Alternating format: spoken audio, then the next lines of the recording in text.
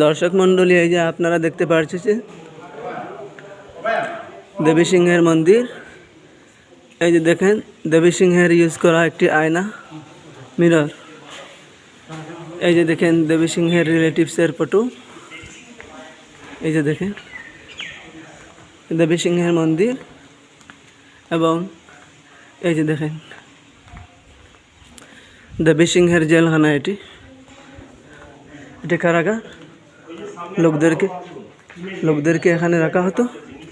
এই যে দেখেন দেবী সিংহের এই কারাগারের মধ্যে এটি ফাঁসিখানা। এখানে ফাঁসি দেওয়া হতো। লাস্ট এখানে ফাঁসি দেওয়া হয়েছিল একটি শিশু এবং তার মাকে একসঙ্গে ফাঁসি দেওয়া হয়েছিল। তারপরে কাউকে আর ফাঁসি দেওয়া হয় নাই। এই যে দেখেন কারাগার, লোক দেখতে আসছে। দেখুন এই যে গাইডার বলছে ওনাদেরকে সব কিছু। এই যে দেখেন।